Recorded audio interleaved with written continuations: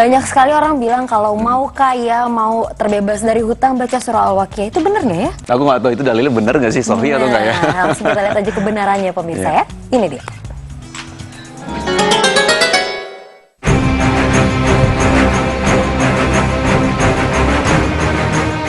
Menjadi kaya dengan surat Al-Waqiah. Benarkah?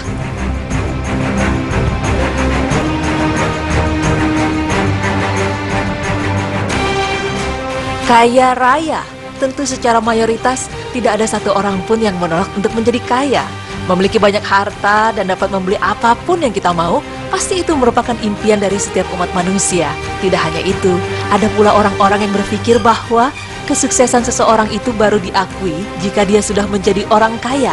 Sehingga tak ayal, ada beberapa orang yang rela melakukan apa saja demi meraih sebuah kekayaan. Dan ada sebagian umat muslim yang mengamalkan beberapa doa atau surat-surat yang diyakini dapat membuat orang yang membacanya menjadi kaya. Contohnya, seperti surat Al-Waqiah.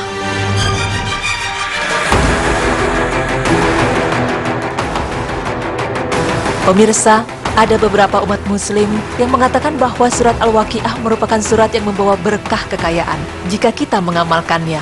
Lantas, bagaimana menurut pandangan Islam? Benarkah surat Al-Waqiah dapat membuat kita menjadi kaya? Pemirsa beriman, inilah ulasannya.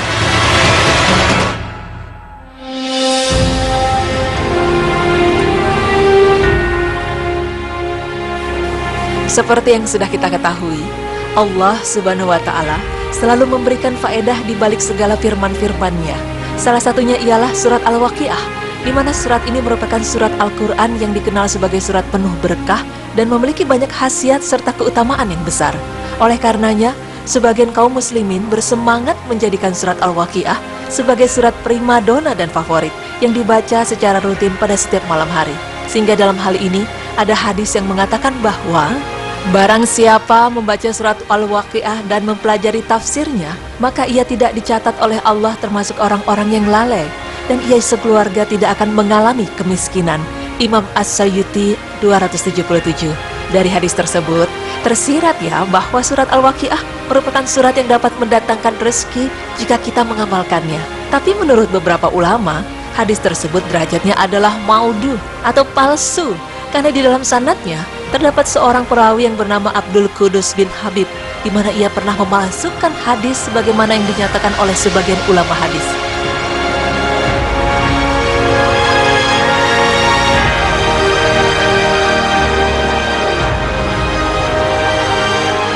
Menanggapi hal tersebut, maka Rasulullah Shallallahu Alaihi Wasallam bersabda, "Bacalah Al-Quran, karena ia akan datang pada hari kiamat sebagai pemberi syafaat kepada para ahlinya." Hadis riwayat Muslim.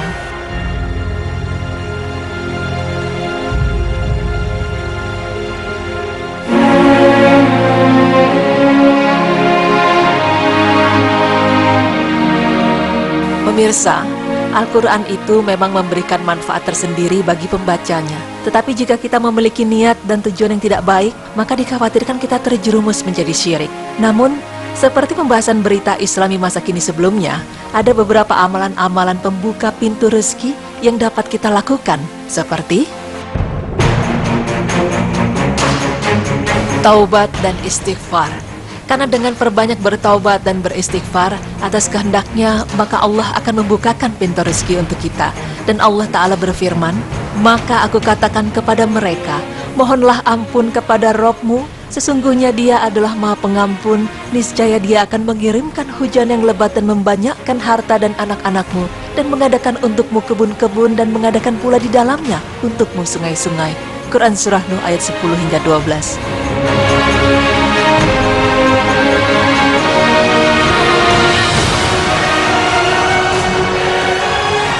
Silaturahim. Ya, hidup di dunia ini tidaklah mungkin sendirian, karena bagaimanapun juga kita pasti membutuhkan bantuan orang lain untuk menjalani bahtera kehidupan. Dan dengan silaturahmi ini, kita bisa menjaga hubungan kekerabatan dengan orang lain. Selain itu, amalan seperti silaturahim ternyata juga bisa membuka pintu rezeki kita. Rasulullah Shallallahu Alaihi Wasallam bersabda, "Barang siapa ingin dipanjangkan umurnya, dilapangkan rizkinya dan diselamatkan dari su'ul khotimah, hendaklah dia bertakwa kepada Allah dan bersilaturahmi. Hadis riwayat Bazar. Menikah. Ada banyak orang yang beranggapan menikah itu justru akan membuat keuangan kita menjadi sulit. Namun hal tersebut dibantah oleh Allah Subhanahu wa taala melalui firman-Nya. Dan nikahkanlah orang-orang yang sendirian di antara kamu dan orang-orang yang layak menikah dari hamba-hamba sahayamu yang laki-laki dan perempuan. Jika mereka miskin, Allah akan memampukan mereka dengan karunia-Nya, dan Allah Maha luas pemberiannya, lagi Maha mengetahui. Quran Surah An-Nur ayat 32. Dengan menikah, ternyata itu akan membuka pintu rezeki kita. Karena dari yang awalnya kita hanya memiliki rezeki untuk diri sendiri, maka setelah menikah, Allah akan mencukupkan rezeki kita untuk menafkahi keluarganya.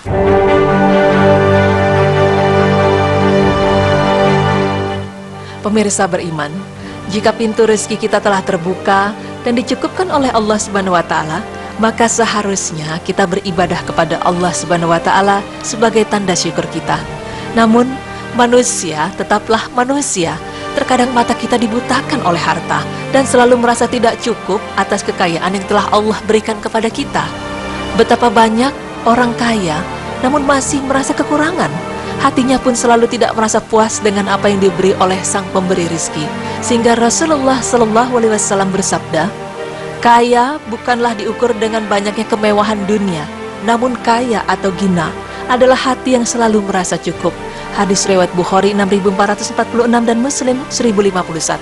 Oleh karena itu, kekayaan yang sebenarnya ialah hati yang selalu merasa cukup dengan apa yang Allah beri atau qanaah.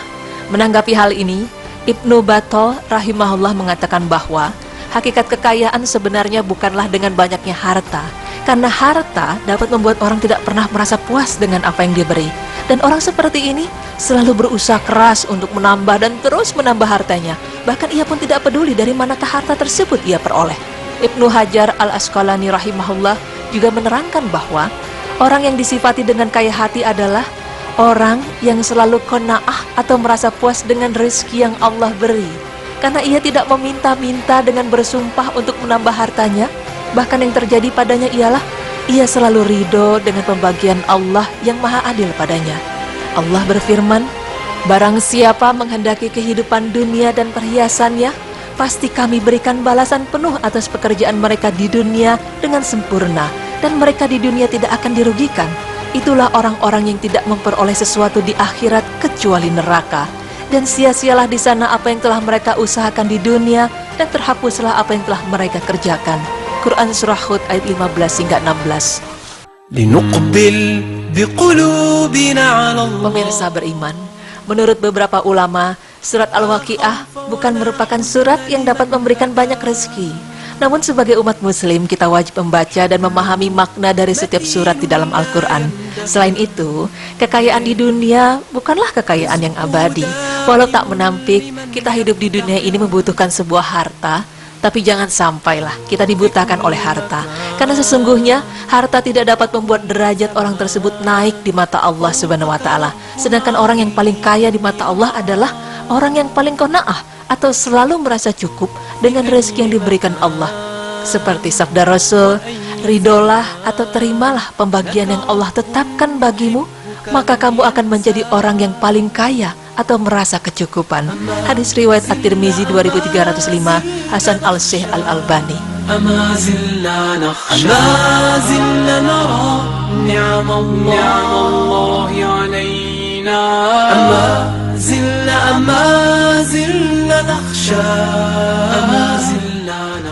Orang yang kaya di mata Allah adalah orang yang qanaah, yang selalu merasa cukup. Tapi bener deh, ini yang kita nggak sadari selama ini. Kadang aku bersyukur kok, aku terima apa yang Allah kasih. Tapi kalau nggak tetangga atau saudara punya mobil baru, aku harus beli mobil kayak gitu. Karena itu perasaan-perasaan yang kita nggak sadar. Manusiawi sebenarnya sih. Manusiawi ya, tapi ternyata itu lumayan parah, warning untuk kita juga kan.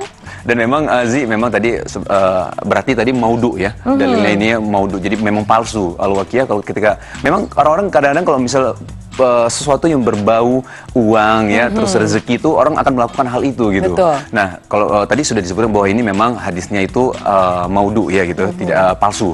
Nah, kalau misalnya banyak orang juga memang melakukan hal-hal suatu apapun ya Zi ya, pemirsa ya, itu melakukan karena ingin mencapai kekayaan, ingin kaya, ingin sukses. Karena mereka berpikir ketika mereka kaya, mereka itu udah sukses. Padahal kan memang ada di salah satu surah, kalau tidak salah di surah Al-Imran itu ya, bagaimana kalau misalnya kita itu beruntung ketika kita dimasukkan surganya Allah dan terhindar dari neraka jahanam. Itu baru namanya kesuksesan hakiki. Dan satu hal lagi Zi, tadi Zi bilang kalau misalnya lihat yang lain kayaknya pingin yang itu gitu ya. Gitu. Itu sebenarnya lebih masalah ke masalah dunia sebenarnya. Memang kalau misalnya disebutkan di hadis memang ada. Ketika kita mau bersyukur dengan nikmat Allah Zi ya, memang di situ disebutkan lihatlah janganlah lihat ke atas kalian tapi lihatlah ke bawah kalian agar kalian tidak merendahkan nikmatnya Allah berikan kepadamu. Itu hadisnya itu. Setuju. Nah, setelah ini masih ada tutorial hijab pemirsa, jangan kemana-mana, tetap di Berita Islami Masa Kini. Allahu Akbar.